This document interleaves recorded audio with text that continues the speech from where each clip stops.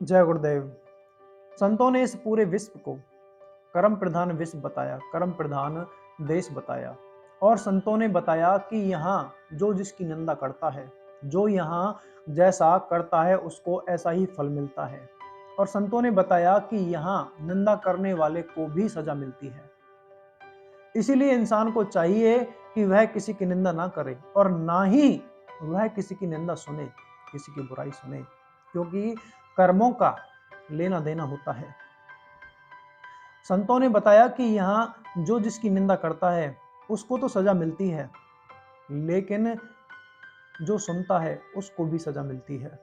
इसीलिए इंसान को चाहिए कि वह किसी की निंदा ना करे और ना ही सुने। जो तोकू कांटा बोवे ताही बोए तो फूल, तोकू फूल के फूल हैं, बाकी है त्रिशूल। अगर कोई तेरा अगर कोई तेरा अहित करने के लिए प्रयत्न करता है तो उसको करने दो, लेकिन आप उसका अहित मत करो। आप उसका अहित करने के बारे में मत सोचो, क्योंकि जो उसने तेरा अहित किया, तेरे बारे में बुरा सोचा, उसको उसका फल मिलेगा। जो तूने उसके बारे में अच्छा सोचा वो तुझको मिलेगा, क्योंकि यहाँ जो कांटा बोता है उसको कांटे मिलते हैं और जो फूल बोता है उसको फूल मिलते हैं। उसने तेरे बारे में बुरा सोचकर कांटे उगाए और तूने उसके बारे में अच्छा सोचकर अपने रास्ते में फूल लगाए। उसको कांटे पर चलना पड़ेगा, तुझे फूल पर। इसीलिए यहाँ कर्मों का विधान है, जो जैसा करता है उसको ऐसा ही मिलता है। इसीलिए आप किसी के बारे में बुरा मत सोचो, बुरा मत सुनो। कुछ लोग दूसरे जानवर को काट कर खा जाते हैं। उनको जो काट कर खाते हैं, क्या उनको काटना नहीं पड़ेगा? क्या उनको जानवरों के काटने की सजा उनको नहीं मिलेगी? मिलेगी, क्योंकि ये कर्म का प्रधान देश है। जो दूसरे जीव का अहित करता है उसका भी अहित होता है। देखो, राम जैसे भगवान, कृष्ण जैसे भगवान को कर्म की सजा मिली, तो फिर हम तो इंसान हैं, हम तो आम इंसान हैं, हमारा क्या हाल होगा? क्या हम बुरा कर्म करके क्या उसके फल से बच जाएंगे? कोई नहीं बचेगा। जब अवतारी शक्तियां यहाँ नहीं बचती तो आम इंसान कैसे बचेगा? क्योंकि ये देश ही कर्म का प्रधान है।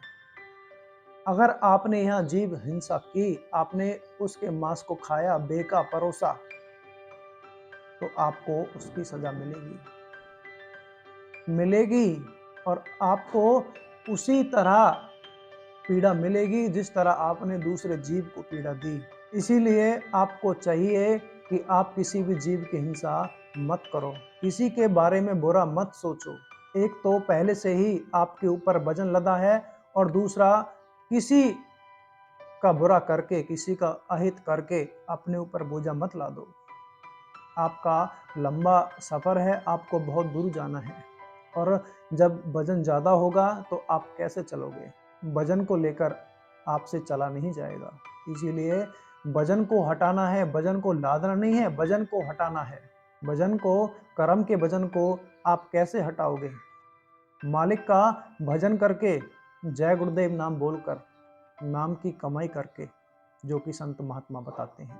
अगर मानो हम एक दूसरे की निंदा करते हैं, उसका फल हमको मिलता है। अगर कोई इंसान उस मालिक की निंदा करे जो पूरी कायनात का मालिक है, जिसने पूरे जग को बनाया, जिसने पूरे जग को चलाया, जिसने फूलों की तरह पूरे इस जग को महकाया, अगर कोई उसकी निंदा करे तो उसका क्या हाल होगा? जो यहाँ समर्थ संत हैं, उज्जैन वाले बाबा, जो कि वक्त के समर्थ संत हैं, फकीर आला, वक्त के बादशाह हैं, अगर कोई उनकी निंदा करे तो उसका क्या हाल होगा? कहते हैं संतों की निंदा करने वाला चमगादड़ बनता है, उल्टा टांगना पड़ता है, नरकों में सजा मिलती है, उसका लोक परलोक दोनों खराब होते हैं और जग में उसकी हंसी होती है। तो ऐसा काम आप क्यों करते हो जो जग में हंसी हो, और आपका लोक और परलोक नहीं बने, आपको नरकों की सजा मिले। संत महात्मा कहते हैं अगर आपको दिखाई और सुनाई पड़ता तो आप उस समर्थ संत को पहचान लेते जो इस वक्त में मौजूद है, जो आपकी संभाल करता है, जो इस पूरी कायनात को मौत के मुंह में जाने से रोके हुए हैं, इस देश में बीमारी को रोके हुए हैं। आप किसी की निंदा मत करो। आपका जो लक्ष्य है, जो इस शरीर का लक्ष्य है, परमात्मा को पाना, अपनी इस जीवात्मा को उस मालिक के पास पहुंचाना, एक बूंद को उस सागर में मिलाना, उस लक्ष्य पर आपको चलना है। अगर आपको अपना लक्ष्य पाना है तो आपको निंदा नहीं करनी है, आपको किसी की बुराई नहीं करनी है, आपको कर्मों का बोझा हटाना है, ना कि लादना है। आपको अपना लक्ष्य प्राप्त करना है। जय गुरुदेव।